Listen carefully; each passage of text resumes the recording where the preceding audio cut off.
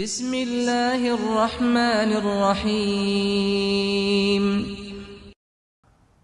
چې د خدای د دوست قبر ته زیارت ته ورځي او دیغه د قبر په څنګ کې دعا کوي الله تعالی ته، دا روا ده که ناروا؟ چې نن سبا معرکة الآرا ګرځېدله، د ډېر خلک په دغه باندې تعبیر د شرکیاتو کوي. خو اول په دې پوه شو، خبر په دې کې ده چې غوښتنه د حاجتو د الله تعالی نه د نیکو خلکو د قبرو په څنګ کې داسې نه چې د قبر نه یې غواړي. د قبر نه غوښتل نه، په دغه کې خبره نه ده، خو ده ناروا. خپل حاجتونه غوښتل د الله تعالی نه، خو د نیکو خلکو د زیارتو په څنګ کې چې ورځي هلته د ده په څنګ کې زیارت ته کې دعا کوي الله ته، دا څنګه ده؟ دا جایز ده. د خیر القرون نه نیولې تر ننه پورې وایي تعامل د مسلمانانو په دغه راغلی، صحابهو دغسې توسل کړی، تابعینو کړی، تبع تابعینو کړی، تر ننه پورې جاري ده. چې خیر القرون کې راغلی دي، مخکې موږ تاسې ویلي موږ د دوی مقلدین یو، خو روا ده. لکه اوس دا هلته راغله چې د حضرت ابي ایوب انصاري رضی الله تعالی عنه د قبر په څنګ کې به استسقا کوله خلکو، خدای پاک به بارانونه په ورول. یو دوم، په مدینه منوره کې قحطي راغله،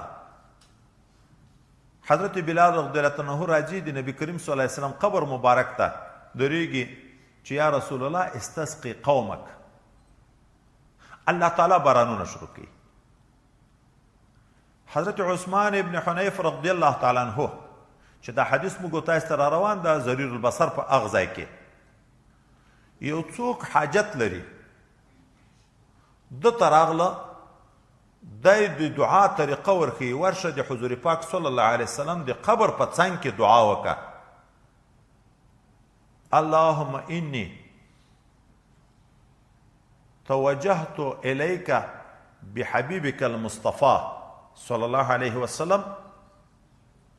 بیا رسول الله ته خطاب کوي، یا محمد صلی الله علیه وسلم انی توجهت بک الی ربی فاشفع لی، ته دې ما دپاره شفاعت وکړې.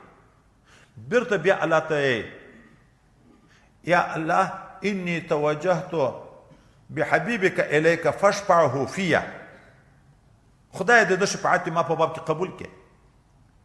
هغه چې ورغه د نبی علیه السلام د قبر په څنګ کې دعا کوي، دعا یې خدای په قبلوي، مشکل حل کیږي.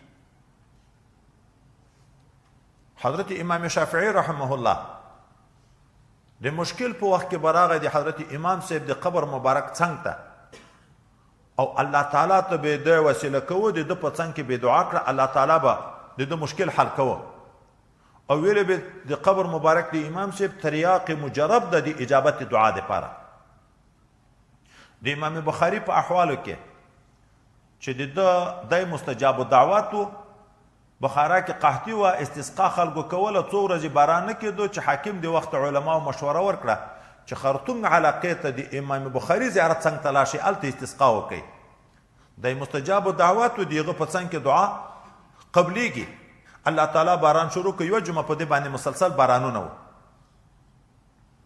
اوس دغه د خیر القرون د وخت نه را شروع دي، تر ننه پورې دا عمل جایز ده.